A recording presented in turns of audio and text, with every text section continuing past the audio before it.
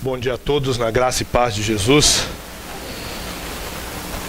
Eu quero agradecer a Deus por esse tempo que Ele planejou para estarmos juntos. Eu voltei de férias semana passada e começar um ano com as atividades ministeriais, podendo participar de um encontro como esse e ser tremendamente edificado com a comunhão, com a palavra, para mim, com certeza vai fazer toda a diferença para o meu ano. E a gente vem com uma responsabilidade, mas ao mesmo tempo a gente vem orando para que Deus use uma semana como essa para nos despertar, nos ensinar. E eu tenho recebido muito mais do que ofereci de alguma maneira. E eu quero agradecer ao pastor Gilberto, os irmãos da diretoria pela confiança, a oportunidade, e louvar o Senhor por isso. Quando a gente vai pregar em igreja e fica hospedado na casa das pessoas, nossa última pregação, a gente agradece os hospedeiros, né? Como é que a gente está no hotel? Quero agradecer o Paulo, o Roque, por todo o ronco dessas noites. Eu não sei o que eles planejaram, mas quando um parava, o outro começava. E em alguns momentos eles duelavam. Olha. Não, o Rock é craque, o cara é PhD. Nem cirurgia resolveu o problema dele. Olha, se eu já vim pra cá com saudade da minha esposa, vocês não têm ideia. Hoje à noite eu vou dormir em berços esplêndidos. Mas foi bom o contato com os irmãos também. Não conhecia pessoalmente o Rock. Deus abençoe. Gente, nós temos conversado sobre essa obra missionária em tempos de guerra. E não houve na história da obra missionária algum momento que ela não aconteceu, ou que ela aconteceu que não estivesse em guerra. E essa guerra acontece, e sempre aconteceu, tanto internamente, como igreja do Senhor Jesus Cristo, como externamente. E Deus decidiu conduzir tanto a vida do pastor Paulo quanto a minha, para sermos desafiados e desafiarmos as nossas vidas com uma batalha que é externa, mas que começa essa briga internamente. E de que decididamente nós não podemos perdê-la internamente.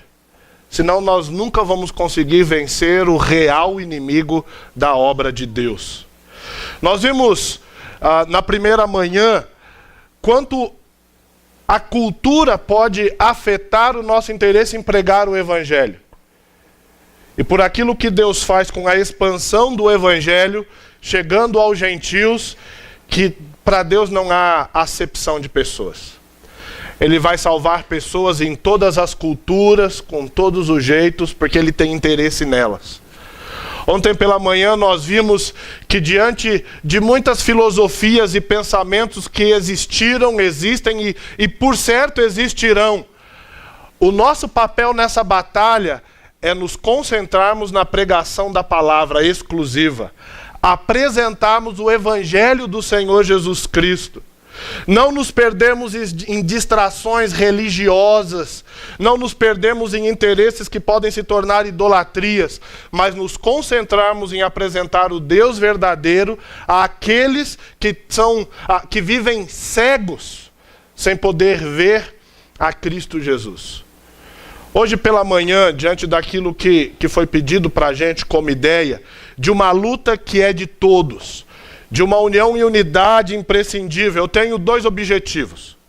A partir de Romanos 15, quando Paulo nos dá mais um pouco do propósito pelo qual ele escreveu a carta àquela igreja, olhar a estratégia que ele adotou para realizar a obra missionária, vencendo obstáculos culturais e intelectuais. Paulo não só sabia do desafio cultural,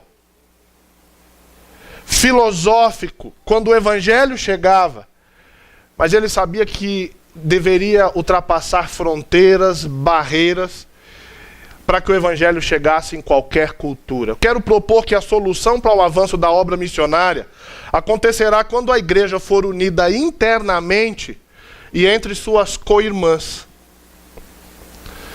Mas eu queria que, se você esquecer do resto do que eu vou falar daqui a pouco, e talvez você não goste por alguma razão, eu queria fazer um esclarecimento. A minha ênfase hoje de manhã é numa obra transcultural, de termos os nossos olhos para alcançarmos aqueles povos que não têm acesso algum ao evangelho.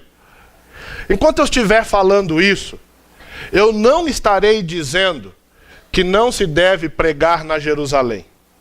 Eu não estarei dizendo que não se deve implantar igrejas na Judéia e na Samaria. É que eu quero apenas me concentrar nos confins da terra. Mas como Paulo mencionou, nós entendemos a simultaneidade dessa expansão da pregação do evangelho. O evangelho tem que ser pregado em todos os lugares. A nossa inclinação é nos concentrarmos onde é mais próximo. E às vezes nos perdemos com alguns interesses que nos faz querer implantar igreja onde não há necessidade. Quando eu me mudei para São José, fui morar num bairro novo. A maior parte do bairro tinha mais terrenos vazios do que casas construídas. Eu morava literalmente numa ilha. Tinha a nossa casa e terreno dos lados e atrás. Na rua da minha casa, já tinham 3 Assembleias de Deus. Num bairro novo. Eu não sou Deus e não tenho capacidade de dizer onde Deus quer implantar a igreja. Mas eu sou crítico. E a pergunta que eu faço, será que foi plano de Deus que num único bairro tivessem 3 igrejas da mesma denominação ao mesmo tempo? Tem alguma coisa errada com isso? Então hoje pela manhã vamos pensar que aquilo que temos feito, os relatórios e o que o pastor Gilberto falou, abençoa as nossas vidas, saber o que Deus está realizando em lugares diferentes, de formas diferentes. E Deus, por certo, está conduzindo todos esses ministérios, mas há um desafio muito grande. Ainda há muitos que não é que estão rejeitando a pregação, mas não têm acesso algum ao evangelho. E é sobre isso que a gente quer terminar a nossa palavra. E vamos orar mais uma vez. Pai, eu te agradeço por esse grande privilégio de estar aqui nesses dias. Rever irmãos queridos, conhecer outros, poder ser abençoado com a comunhão, edificado com a sua palavra, despertado como pastor para fazer mais pela sua obra, e também pela oportunidade, privilégio e responsabilidade de compartilhar da palavra. Senhor, nessa manhã, completa aquilo que o Senhor quer dizer a nós, somado a tudo que já fez com cada testemunho, música, ensino da palavra, devocional. Que o Teu Espírito nos conduza de uma maneira que nós estejamos abertos a entender o desafio do Senhor para as nossas vidas. Que eu seja simplesmente aqui, continue sendo um servo do Senhor. Qualquer um dos irmãos aqui poderia estar aqui. O Senhor sabe que eu não sou melhor do que ninguém, mas o Senhor quis que eu estivesse aqui. Então que eu seja simplesmente um servo do Senhor, usado pelo Senhor, no nome de Jesus. Amém. Qual é o desafio da obra de Deus? Muitos. Se você trabalha com crianças, é um grande desafio. Se está implantando igrejas na periferia, um grande desafio. Se você está evangelizando universitários, um grande desafio. Você está trabalhando numa faculdade teológica, um grande desafio. Abre sua Bíblia em Romanos capítulo 15. O apóstolo Paulo, quando escreve essa carta, ele traz o interesse por aquela igreja que ele não havia implantado. O interesse em conhecê-los e compartilhar com eles do evangelho. Ele diz isso no capítulo 1. Mas aqui no capítulo 15, a partir do versículo 14, ele dá mais um propósito pelo qual ele escreve a carta aos Romanos. E de fato, por conta do nosso grande interesse teológico, nós pensamos em Romanos como um livro apenas teológico, que trata apenas de soteriologia. E nem sempre conseguimos perceber que o livro de Romanos foi escrito com um interesse missionário. O interesse de Paulo ir à Espanha e ter aquela igreja o ajudando, e eu já vou falar sobre isso. Mas o versículo 20 e o versículo 21 de Romanos 15, Paulo diz assim: esforçando-me deste modo por pregar o evangelho, não onde Cristo já fora anunciado, para não edificar sobre fundamento alheio. E ele cita o Salmo: antes, como está escrito, hão de vê-lo aqueles que não tiveram notícia dele, e compreendê-lo os que nada tinham ouvido a seu respeito. A visão missionária de Paulo nesse momento da sua vida e ministério era que fronteiras e culturas precisavam continuar sendo ultrapassadas, para que o evangelho fosse anunciado onde Cristo ainda não era conhecido. Paulo traz para aquela igreja que estava em Roma, capital do império, uma igreja estabelecida, que tinha judeus convertidos, que tinha gentios convertidos, e o apóstolo vai ter que tratar sobre a salvação e mostrar que essas diferenças não eram diferenças que vinham de Deus, porque Deus não faz acepção de pessoas. E ele vai discorrer acerca do pecado que alcança a todos, da graça de Deus operada na justificação na cruz, que alcança cada um daqueles que entendem o que o Senhor Jesus Cristo fez, que são iluminados pelo Espírito. E depois mostra todos os efeitos e benefícios dessa salvação, capítulo 5, capítulo 6, capítulo 7, capítulo 8.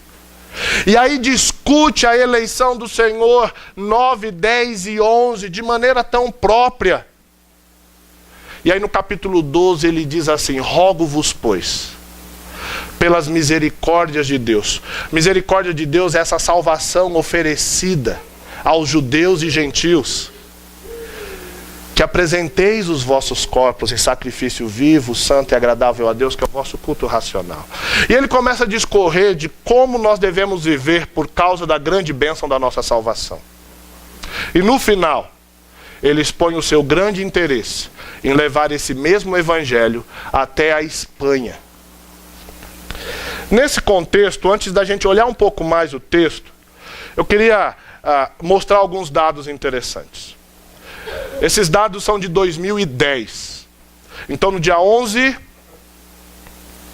de outubro, dia da Reforma Protestante, né? 11 de outubro de 2011, nós completamos 7 bilhões de habitantes no mundo. Mas no dia 31 de outubro de 1517, quando Martim Lutero fixou as 95 teses lá na porta do Castelo de Wittenberg, a população mundial não ultrapassava 1 bilhão de pessoas. Quando surge William Carey com sua pregação e sua visão da obra de Deus, a população ainda não tinha chegado a 2 bilhões de pessoas. Lá em Edimburgo, quando se reúne um grande número de líderes para pensar a obra missionária e o alcance de povos, em 1910, era cerca de 2 bilhões de pessoas. Em 74, a população alcançou os 4 bilhões. Em 99, alcançou os 6 bilhões. E agora já somos 7 bilhões. O que isso significa na prática? Desse grupo, 1,4 bilhões de pessoas são cristãos nominais. Pessoas que ouvem falar de Deus, se você conversar com ela, ela acredita em Deus, mesmo sem entender exatamente o que significa. Há 2 bilhões de descrentes vivendo entre cristãos. Pessoas que rejeitam a pregação do Evangelho. 2,8 bilhões de povos não alcançados. População entre povos não alcançados. Pessoas que não têm acesso ao Evangelho. e 800 milhões de cristãos ativos que não só dizem crer, mas seguem a sua fé. Para um propósito evangelístico, eu preciso fazer uma definição. Porque às vezes a gente pensa diferente, você não precisa concordar com a minha definição, mas pelo menos saber o que eu penso sobre esses termos. Um grupo de povo é o maior grupo dentro do qual o evangelho pode se difundir por meio de um movimento de fundação de igrejas, sem se deparar com barreiras de compreensão e aceitação. Deixa eu dar um exemplo simples.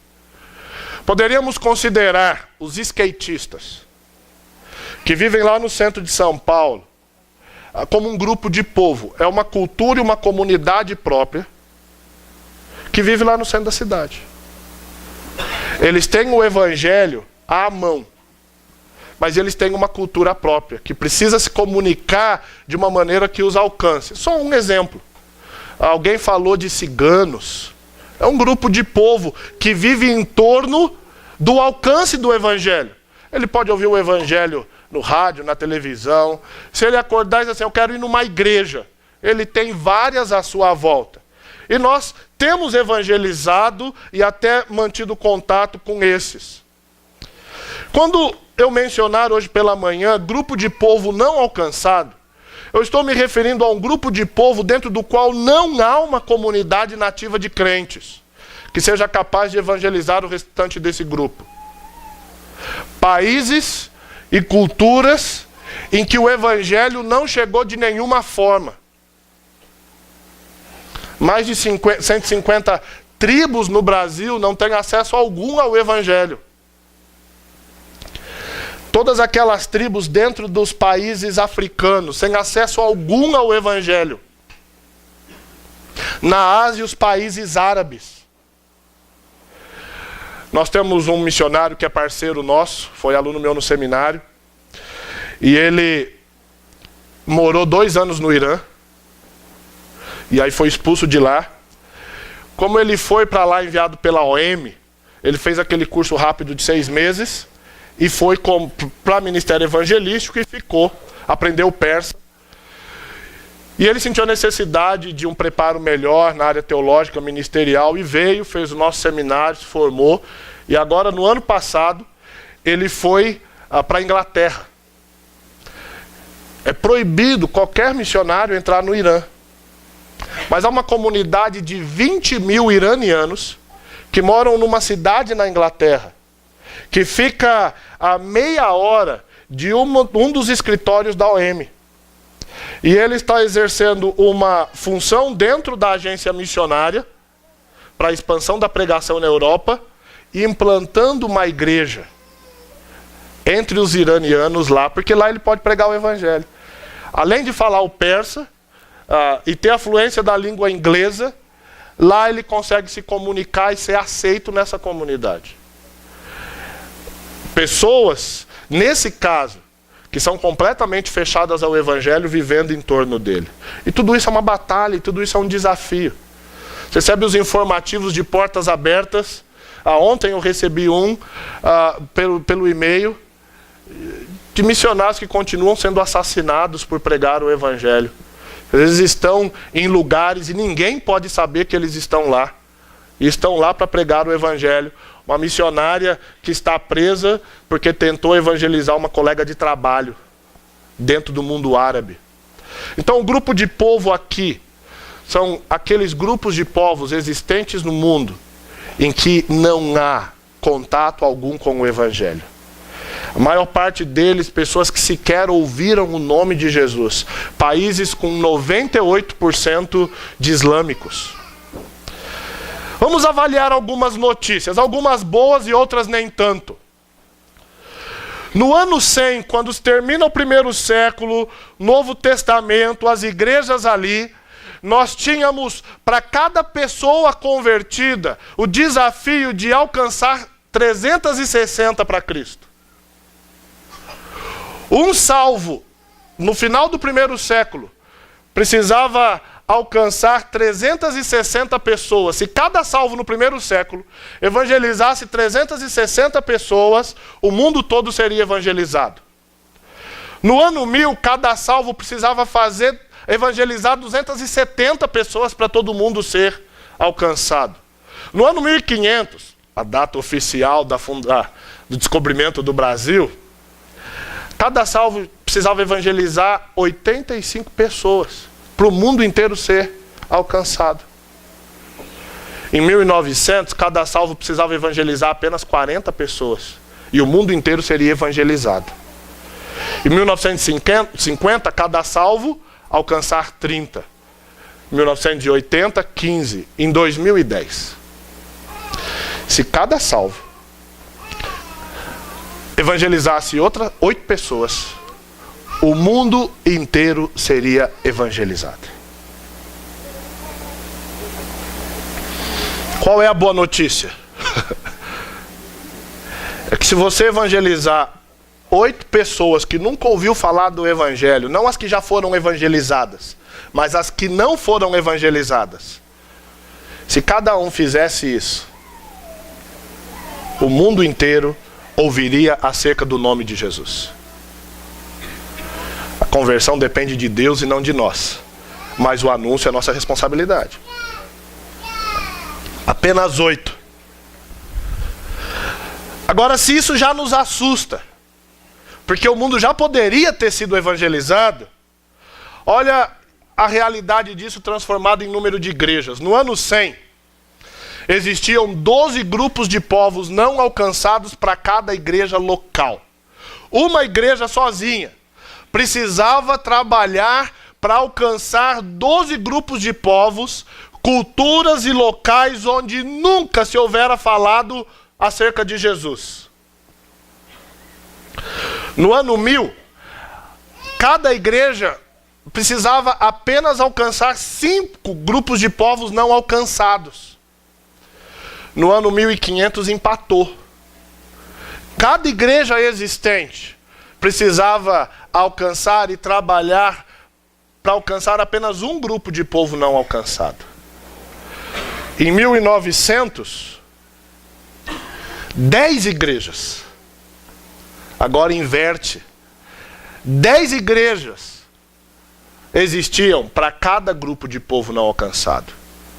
Em 1950, 33 igrejas para cada grupo de povo não alcançado.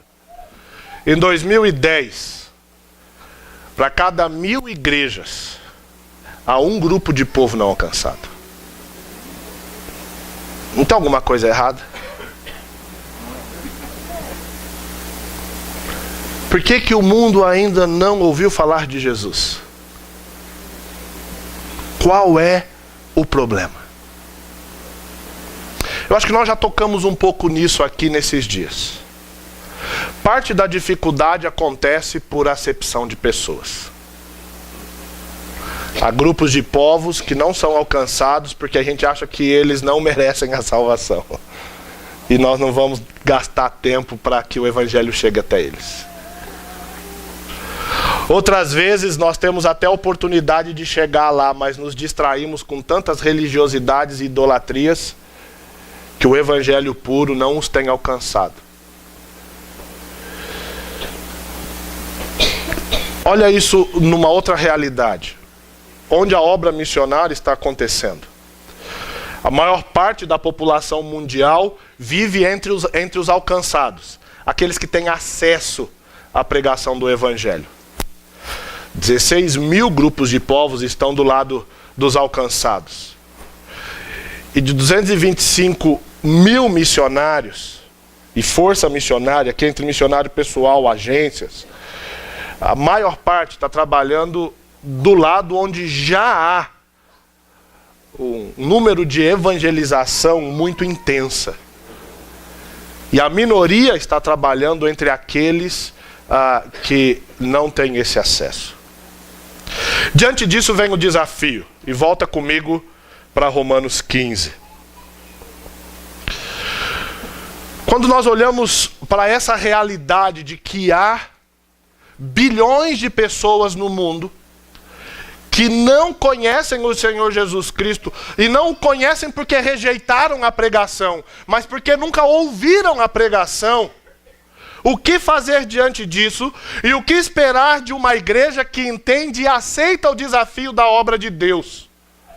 O apóstolo Paulo, aqui em Romanos 15, ele vai discorrendo sobre o seu interesse em alcançar essas pessoas, e à medida que ele faz isso, nós podemos extrair alguns predicativos que ele menciona daquela igreja, e de como aquela igreja poderia ser missionária, e mais missionária. E ele começa no versículo 14, dizendo que uma igreja que entende e aceita o desafio da obra de Deus é uma igreja espiritual. Versículo 14: eu estou certo, meus irmãos, sim, eu mesmo, a vosso respeito, de que estáis possuídos de bondade, cheios de todo o conhecimento, e aptos para vos admoestardes uns aos outros. Paulo menciona aqui 3 qualidades espirituais que eram visíveis naquela igreja. De fato, quando ele começa a carta, ele faz elogios que a gente, como pastor, ficaria tremendamente lisonjeado se o fizessem a respeito de nossas igrejas. Ele vai mencionar lá no capítulo 1, eu dou graças a meu Deus, mediante Jesus, no tocante a todos vós, porque em todo o mundo é proclamada a vossa fé. Porque Deus, a quem sirvo em meu espírito, no evangelho de seu Filho, é minha testemunha de como incessantemente faço menção de vós, em minhas orações, suplicando pela vontade de Deus que me ofereça uma boa ocasião de visitá-los. Aquela era uma igreja que estava em pleno progresso espiritual. E a realidade do que se via numa igreja em progresso espiritual era o amor, cheios de bondade, de pleno conhecimento. E esse pleno conhecimento está relacionado ao que Paulo trabalha em toda a epístola aos Romanos.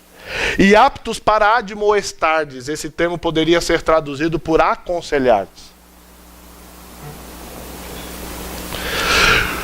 Quando lá no cenáculo Jesus se reúne com os discípulos e lava os seus pés, depois de lavar os pés dos discípulos, ele vai ensiná-los, e aí ele diz assim: novo mandamento vos dou.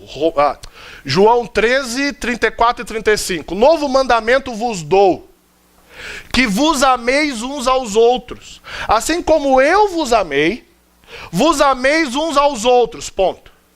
Nisto sereis conhecidos como meus discípulos. O que identifica alguém ou alguma igreja como discípulo do Senhor Jesus Cristo é o amor genuíno. Uma pergunta que nós faríamos para Jesus: Jesus, o que tem de novo no mandamento de amar o outro? Será que em nenhum lugar do Antigo Testamento foi dito isso? É claro que foi. Você lembra que os 10 mandamentos são divididos no nosso relacionamento com Deus e no nosso relacionamento interpessoal. Os 4 primeiros diz respeito diretamente ao que pensamos e vivemos com Deus, e os outros 6, o nosso relacionamento interpessoal. O que Jesus estava dizendo é que a maneira como eles estavam vivendo sua vida cristã, falando para os apóstolos, sobre o que eles entendiam, olhando para o modelo dos essênios, dos fariseus e de outros, é que aquilo não era o modelo de Deus. Então o novo não estava relacionado a tempo, o termo diz isso, novo não estava relacionado a tempo, mas a qualidade do que estava sendo feito.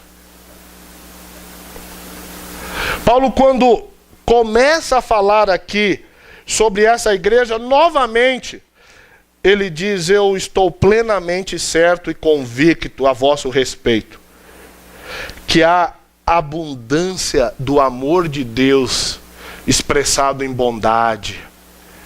Vocês estão se aconselhando, restaurando vida, sendo pacientes para consolar o outro, advertindo os que vivem em pecado, por causa do conhecimento do Senhor. Isso é uma qualidade espiritual. Será que é possível uma igreja fazer a obra de Deus com a visão de Deus se ela não for espiritual? O que acontece numa igreja carnal? Uma igreja carnal vive em torno de si mesma, brigando pelos seus interesses e vontades.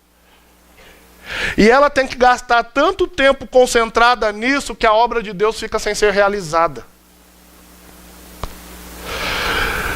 Quando Paulo e Barnabé são separados para representar a igreja de Antioquia na implantação de novas igrejas, nós encontramos uma igreja espiritual, que estava vivendo em plena harmonia com Deus e entre os irmãos e a própria liderança. E dessa igreja espiritualmente firme, Deus começa a implantar igrejas em outros lugares. Então, o primeiro predicativo que nós esperamos de uma igreja que entende e aceita o desafio da obra de Deus é que ela seja espiritual. É fundamental.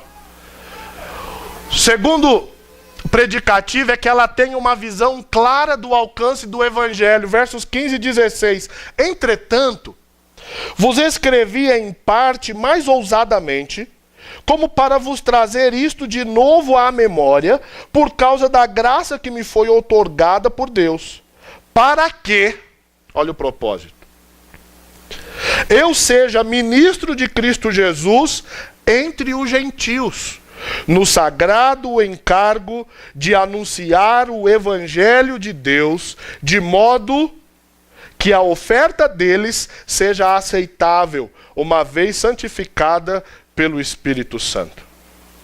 Paulo já havia explanado nessa epístola a visão de Deus quanto ao alcance dos gentios.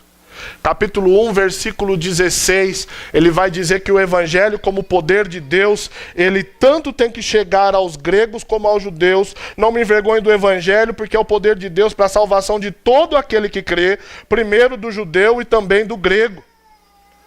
No capítulo 11, no versículo 25, enquanto ele está terminando de falar sobre o futuro de Israel, a salvação, a extensão da rejeição, até quando ela ia acontecer, em 11:25 ele vai dizer: porque não quero, irmãos, que ignoreis este mistério, para que não sejais presumidos em vós mesmos, que veio o endurecimento para a parte de Israel, até que haja entrado a plenitude dos gentios. Até que Deus tenha completado a sua obra a respeito da salvação dos gentios. Depois disso, ele vai voltar mais uma vez para lidar com os judeus e com Israel. Há uma visão sobre até onde o evangelho tem que chegar. E uma igreja que está realizando a obra missionária precisa enxergar aquilo que Deus enxerga. Boa parte do que Paulo faz na explanação da justificação pela fé no texto de Romanos é mostrar para o grupo de judeus convertidos na igreja que a salvação dos gentios não tinha diferença alguma com a salvação deles, porque havia lá um grupo que estava criando dificuldades em relação a isso. Terceiro predicativo de uma igreja que entende e aceita o desafio da obra de Deus é que ela saiba reconhecer o poder do evangelho. Paulo os lembra que ele foi chamado por Deus para pregar aos gentios. E nos versos 17 a 19, tenho, pois, motivo de gloriar-me em Cristo Jesus nas coisas concernentes a Deus, porque não ousarei discorrer sobre coisa alguma, senão sobre aquelas que Cristo fez por meu intermédio, para conduzir os gentios à obediência por palavra e por obras, por força e sinais e prodígios, pelo poder do Espírito Santo, de maneira que desde Jerusalém e circunvizinhanças até ao Ilírico tenho divulgado o evangelho de Cristo. Paulo traz a eles a realidade de que o evangelho é tão poderoso, de que ele simplesmente foi um servo de Deus para que o poder do evangelho alcançasse todas aquelas cidades as quais ele já havia evangelizado. E ele mostra que, como um apóstolo do Senhor Jesus Cristo, ele tinha a sua autenticação por meio da realização de sinais e prodígios, para que as pessoas entendessem lá no mundo gentílico de que o evangelho de Jesus Cristo, dado primeiro aos judeus, era o mesmo que ele estava oferecendo. E que ele, Paulo, era um representante de Cristo e não o próprio Messias. O êxito da sua obra entre os gentios era uma marca da sua comissão apostólica. E não só de sua vocação, mas autenticada pela ação de Cristo através da sua vida. Eu creio que o problema hoje, quando nós pensamos no poder do Evangelho, é que vivemos uma realidade triste, em que normalmente o pregador, o evangelista ou o método usado é quem ganha o prêmio, a coroa, o troféu. A pessoa se converteu porque o método evangelístico que eu usei é fantástico. A pessoa se converteu porque a maneira que eu preguei foi ótima. E há uma concentração muito grande em qualquer meio chamado evangélico para dar ênfase no método. Quando a única maneira de alguém ser salvo é através do poder do Evangelho. O método vai contribuir demais. Mas por melhor que ele seja, ele não é capaz de resgatar alguém que está perdido. Como instrumento ele pode ser muito útil, ponto. Ele não pode ficar com o mérito, porque uma pessoa só pode ser salva através do poder da cruz. Não há outra maneira. Uma igreja que entende e aceita o desafio da obra de Deus, sendo espiritual, tendo uma visão clara do alcance do Evangelho, também reconhece o poder do Evangelho. Ela olha para a casa de Cornélio e vê ali um grupo de gentios que nunca ouviram de Jesus e tem sua própria religião e tem sua própria filosofia, mas crê que o poder da cruz é maior do que qualquer uma dessas coisas. Deus não é poderoso só quando um ateu se converte. O pastor Paulo, que servimos juntos lá na igreja, ele era ateu antes de se converter. Se converteu no final da adolescência, 18 anos, alguma coisa assim. Era ateu convicto. Deus alcançou aqui, em Ouro Fino. Achou o mineirinho lá. Quebrou o cara que era todo orgulhoso porque não era religioso que nem o povo da cidade dele.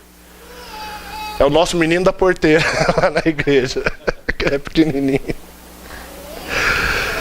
Deus não é mais poderoso porque alcançou o ateu. Você que gosta da obra de C.S. Lewis e lê sua biografia. Aquilo que o Evangelho fez para alcançar um cara com a cabeça do tamanho da cabeça de C.S. Lewis, Deus faz por outros. E nós temos que ter uma visão clara, reconhecendo que o Evangelho é poderoso. Se o mundo árabe é fechado, o Evangelho é poderoso demais para quebrar qualquer muro e alcançar o mundo árabe. O poder da cruz, ele quebrou o poder do pecado. Então não há possibilidade de existir qualquer outro poder maior que o poder da cruz. E o que Paulo está dizendo para aqueles irmãos é que Deus estava agindo de maneira poderosa na salvação de gentios. E ele estava sendo um servo de Deus nessa obra.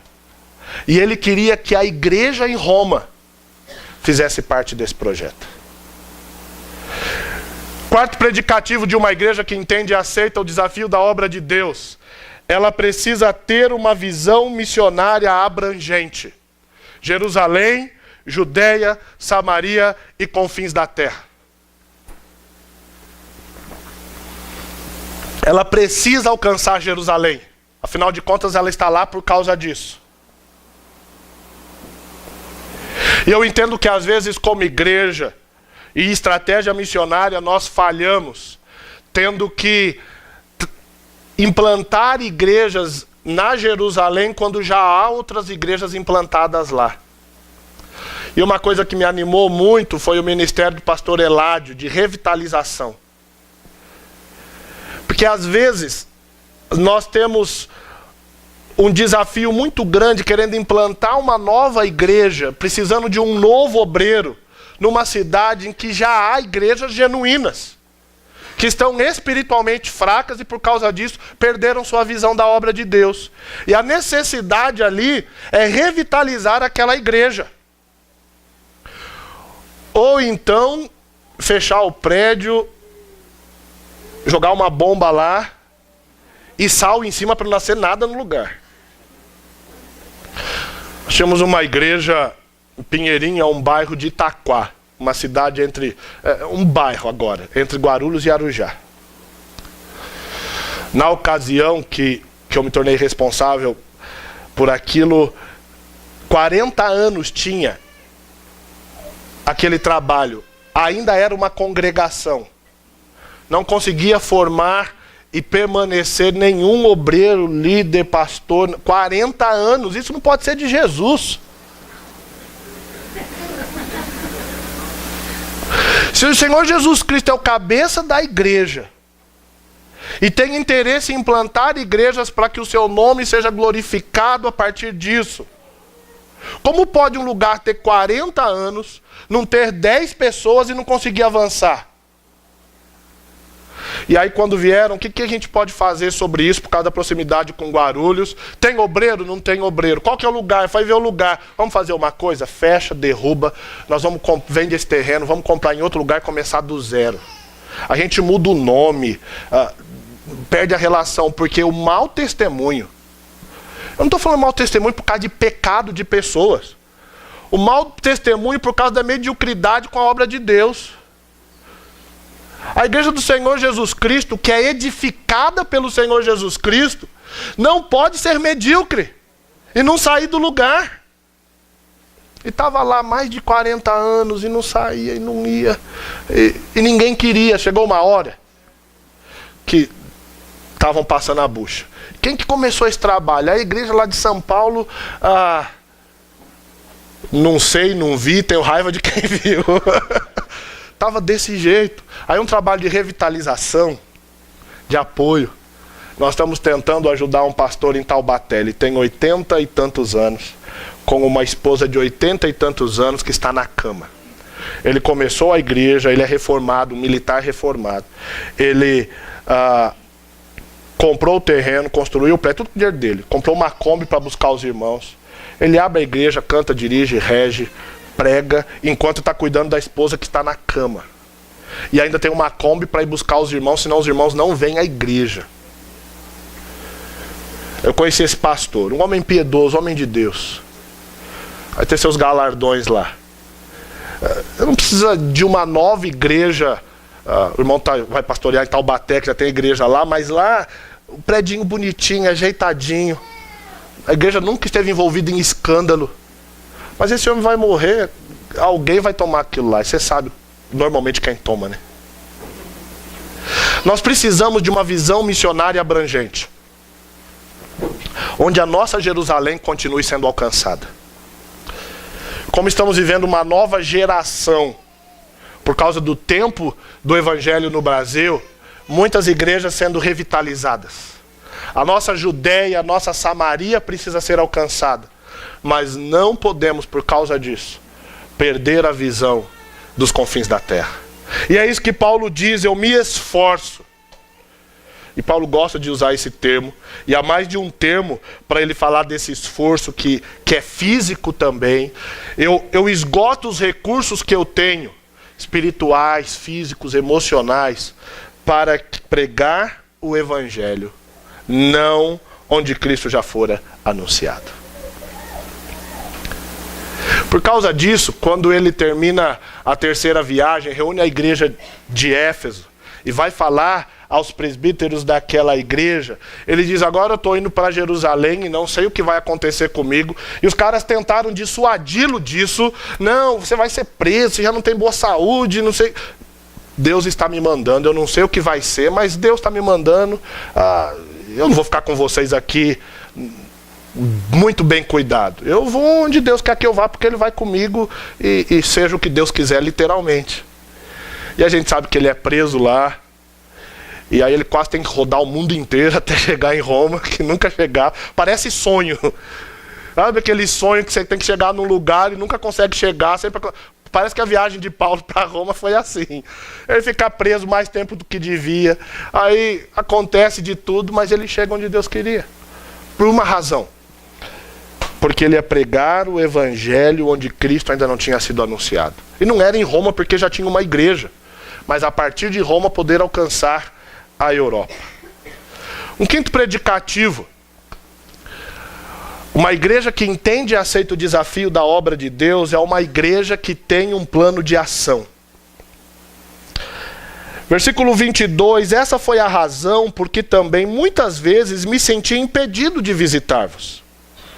Paulo estava reconhecendo que Deus tinha o tempo dele para que ele pudesse alcançar povos que ainda não tinham sido alcançados. Mas agora, não tendo já campo de atividade nestas regiões e desejando há muito visitar-vos, será que não havia mais pessoas para evangelizar? Será que não tinha incrédulos ou cidades para implantar igrejas? Não é isso que Paulo diz. Paulo está reconhecendo que as igrejas implantadas já eram suficientes e suficientemente capaz de implantar igrejas e evangelizar a Jerusalém, e que ele, como apóstolo, agora não precisava mais ficar lá, porque ainda haviam lugares que não conheciam a Jesus. Para chegar nessa conclusão, nós precisamos andar muito perto com Deus, deixando Deus conduzir o nosso ministério. E sabendo onde chegar. E essa questão de plano, nós vimos nas pregações da noite sobre essas batalhas e estratégia. Se nós não temos um plano, se você não sabe onde você vai chegar, você não vai chegar em lugar nenhum. Porque você pode chegar em qualquer lugar. Então ter um plano é fundamental, onde nós queremos chegar. E por que nós queremos chegar. Verso 24, penso em fazê-lo quando em viagem para a Espanha. Falando, penso em fazê-lo, em ir visitar a igreja de Roma, em viagem para a Espanha, pois espero, olha o plano, ele tinha o plano completo, pois espero que de passagem estarei convosco, e que para lá seja por vós encaminhado, depois de haver primeiro desfrutado um pouco da vossa companhia. Paulo diz, eu quero ir até aí. Não é só para tomar café na casa do pastor, que é meu amigo. Ter um tempo de comunhão, ele diz isso lá no capítulo 1, compartilhar do evangelho com vocês. Mas quero que vocês preparem uma oferta missionária que seja suficiente para sustentar a mim e a minha equipe que vamos para a Espanha evangelizar. Paulo estava apresentando um projeto missionário. Nem os nossos missionários lá. Um plano de ação. Ele sabia de onde estava vindo, onde estava e para onde queria ir. Ele estava vivendo com a filosofia do mineiro. Dom Covim, Oncotô, Poncovô. Do sul de Minas, irmão. Não é lá de BH, não. Ele sabia exatamente de onde estava vindo, onde estava e para onde Deus queria enviá-lo. E o que ele faz? Obra missionária não é lugar do Batman, cavaleiro solitário. Obra missionária é para ser feita pela igreja. Então ele não queria ir para a Espanha sem o apoio da igreja, o envio da igreja e a parceria da igreja. E é isso que ele diz a eles. Sabe como nós resumimos esses 5 predicativos dessa igreja espiritual que tem uma visão clara, reconhece o poder de Deus e a sua visão missionária é abrangente porque também tem um plano de ação? Nós podemos resumir tudo isso em unidade. O princípio que une esses 5 predicativos é a unidade. Missões não será realizado pelo esforço de uma pessoa ou um ministério de missões, mas pela unidade da igreja. E das igrejas. Quando nós olhamos o modelo do Novo Testamento, da obra missionária, nós descobrimos que missões nunca foi realizado sozinho. Sempre em parceria. Por igrejas espirituais. Que ampliam a sua visão. Isso é fundamental. Diante disso, qual é o nosso desafio?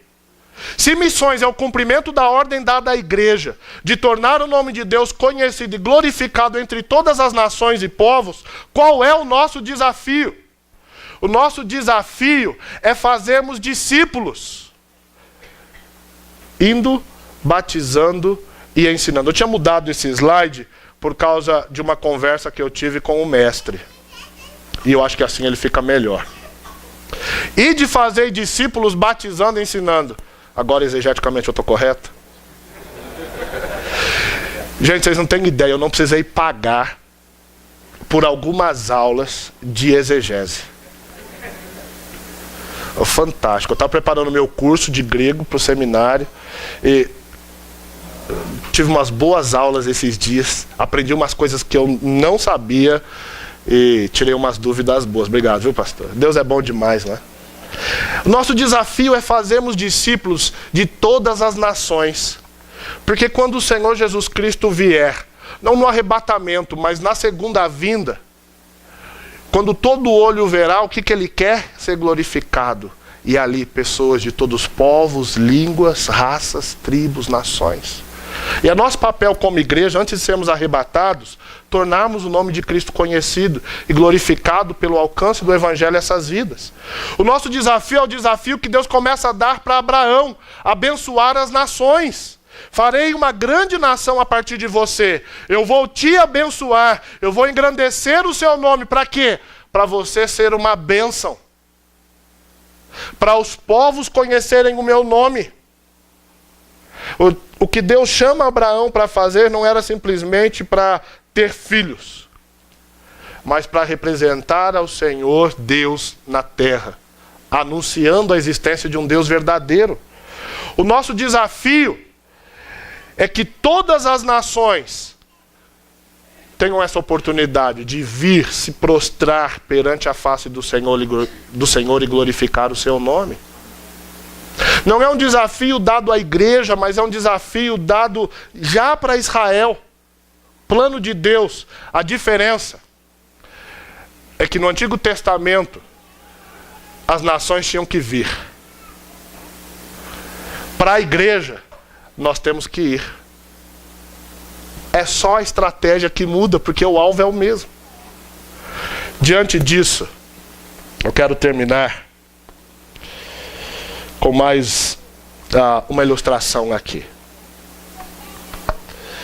Em cima, nós temos metade do mundo alcançado. Então ali nós temos o fulano cristão, e de tudo quanto é categoria. Nós temos cristãos nominais, pessoas que vivem em torno de religiosidade, que dizem acreditam em Deus, em Jesus. Você vai falar com um católico, com um espírita, e com tantos outros, não tem problema nenhum em falar que acredita em Jesus. Afinal de contas, são beneficiados com todos esses feriados religiosos, não é?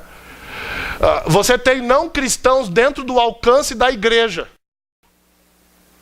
Pessoas que vivem no nosso bairro, parentes nossos, pessoas que de alguma maneira podem ouvir o Evangelho. Mas esse segundo grupo é um grupo de pessoas que vivem normalmente em comunidades que não têm esse acesso. Ateus de verdade, né? Não o pessoal da moda do ateísmo. Muçulmanos, hindus, budistas, tribais. Essa linha de baixo são pessoas que têm muito mais dificuldade para ter alcance ao Evangelho. Onde os missionários deveriam ir? Em todo lugar. Não há distinção. Jerusalém, Judeia, Samaria e confins da terra. Mas para cada 10 missionários enviados para o campo, 8 trabalham com os povos que vivem em torno do Evangelho e apenas 2 entre povos não alcançados. Onde nós deveríamos investir o nosso dinheiro? Em todos os ministérios, para todos esses povos e grupos. Mas 94,5% de todo o dinheiro ofertado para missões está concentrado apenas nessas pessoas que estão vivendo na Jerusalém, Judéia e Samaria. E apenas 5,5% de todo o dinheiro missionário é investido em povos não alcançados.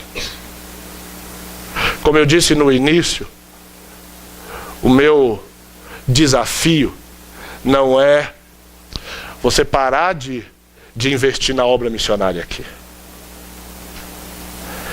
mas também voltar os olhos de que há muito mais para nós fazermos, que não estamos fazendo. Paulo diz: esforçando-me deste modo por pregar o Evangelho, não onde Cristo já fora anunciado. Este é um desafio da obra de Deus. Quando nós falamos que fazemos missões em tempos de guerra, é fato por conta de tudo isso que nós temos visto aqui, dessa realidade de 7 bilhões de pessoas. Para concluir com uma aplicação, como a igreja pode se unir para vencer esse desafio? Aquilo que foi feito essa semana, as palavras do pastor Gilberto tentando nos animar e nos motivar a vivermos juntos e unidos para que a obra de Deus seja realizada com mais força. Nós precisamos continuar desenvolvendo a santificação do nosso povo, da nossa igreja. Uma igreja espiritualmente forte é uma igreja missionária. Não há a mínima possibilidade de uma igreja que está sendo conduzida pelo Espírito Santo de Deus ser uma igreja que não faz nada. Uma vida cheia com o Espírito Santo de Deus é uma vida ativa na obra de Deus. Precisamos desenvolver uma visão bíblica quanto ao alcance do Evangelho. Não é o que eu penso, não é o que eu gosto, ou de quem eu gosto, mas o que a Bíblia diz sobre o alcance do Evangelho. Precisamos continuar desenvolvendo uma visão para enxergar a ação transformadora de Jesus no mundo. O seu poder para salvar vidas, não importa onde seja, onde for. Lá na Índia, o Jefferson que foi para lá, não é? Tantos outros lugares.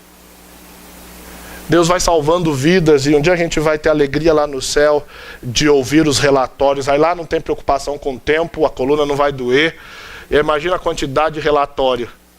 Pessoas que foram alcançadas pelos nossos parceiros missionários que evangelizaram, vidas completamente transformadas. Precisamos desenvolver um plano de ação missionário que envolva a oração regular pela obra missionária. Uma contribuição financeira estável e crescente. Uma participação nos projetos missionários da igreja. Eu não sei qual é a sua realidade, mas eu precisei chamar a atenção da nossa igreja. Infelizmente hoje, tem muita agência missionária e missionário que encontra os nossos membros pela internet e outros lugares e faz contato direto pedindo sustento. E alguns deles, com um coração interessado na obra de Deus, abandonam a visão da igreja e orientação da igreja para a obra missionária e começam a fazer do seu jeito. Sem saber o que estão fazendo, onde estão fazendo, quem são essas pessoas e o que elas estão pregando. Não, a igreja não dá atenção para aquele grupo, então em vez de eu contribuir aqui, eu faço lá. Eu não consigo ver a igreja em Roma fazendo obra missionária, cada um do seu jeito. Eles faziam em unidade, juntos como igreja. Nós não vamos conseguir fazer tudo, mas se cada um fizer bem a sua parte, vai ser bem feito. Então nós precisamos entender que quando a igreja está nos orientando, vamos investir nesse missionário, naquele, nesse projeto, naquele, vamos juntos. Porque o Senhor Jesus Cristo decidiu edificar a sua igreja e implantar igrejas através de igreja. E as pessoas que trabalham na obra representam a igreja. Esse é o modelo bíblico. Então nós temos que fazer a obra missionária como corpo de Cristo e não só como indivíduos. E é mais uma lição que a gente extrai desse texto aqui. Nós juntos fazemos. Temos que continuar desenvolvendo a nossa unidade como igreja local, mas também como igrejas que tenham uma mesma doutrina, o mesmo interesse e o alvo de que o nome de Cristo seja conhecido e glorificado. Então, a parceria e proximidade de igrejas para que a obra seja realizada é fundamental. Não é interessante que foi exatamente isso que Paulo faz? Ele escreve para a igreja de Roma, pedindo parceria missionária, porque ele tinha um interesse em chegar na Espanha. Queridos, o desafio da obra de Deus está em transpor barreiras e culturas para tornar o nome de Cristo conhecido e glorificado na nossa Jerusalém, Judeia, Samaria, mas também nos confins da terra. E Deus quer nos usar para isso. Nos usar. Eu não vou começar outra mensagem, mas se você ainda tem alguma dificuldade, talvez por congregar numa igreja pequena, com membros pobres, depois lê 2 Coríntios 8, 9, que nos conta como a igreja da Macedônia não se importou com isso, porque ela cria que o Senhor Jesus pode fazer multiplicar qualquer pão e peixe, e que não é quanto nós temos no bolso, mas é a disposição que temos no coração que vai nos fazer realizar a obra de Deus. Vamos curvar as nossas cabeças. Pai, o Senhor está operando maravilhas, salvando vidas, povos diferentes, línguas diferentes, nações diferentes. O Senhor está operando maravilhas em salvar pessoas na nossa Jerusalém, nas nossas cidades, bairros, nossos estados, no nosso Brasil. Enquanto há muita enganação, há também muita verdade de salvação genuína no meio daquelas igrejas do povo que é do Senhor. E nós reconhecemos que o Senhor não está parado, mas também reconhecemos que o Senhor enxerga o mundo inteiro. Nos ajuda a enxergar como o Senhor enxerga a tua obra. Vivemos essa realidade de que missões é realizada em meio à batalha. Mas Deus, seria muito gostoso podermos ir para um transatlântico passear, mas nos coloca naquele navio de guerra, para que por meio dele a gente rompa barreiras e fronteiras com o Evangelho. Aquilo que o Senhor quer realizar na salvação de almas neste ano, não nos deixe de fora. Nos use nossas igrejas, use as igrejas associadas ao movimento batista regular no Brasil e no mundo. Que nenhum de nós fiquemos à parte de podermos ter a alegria de anunciar a Cristo e vemos pessoas sendo salvas. Dá-nos almas salvas, a alegria de vermos o Senhor transformando vidas, libertando os viciados, transformando famílias. Para isso acontecer, santifica as nossas vidas. Trabalha nos nossos corações de tal maneira que o Senhor remova tudo aquilo que não pertence a Ti, tudo aquilo que não agrada ao Senhor, para que possamos a cada dia andarmos e sermos mais parecidos com Jesus Cristo, para glorificarmos ao Senhor em todo o tempo. Obrigado, Senhor, pela Tua palavra, por esse tempo com esses irmãos. O Senhor sabe o quanto eu fui abençoado essa semana. Continua cumprindo a vontade do Senhor em nossas vidas. No nome de Jesus, o nosso amado Salvador. Amém. Muito obrigado, queridos. Deus abençoe.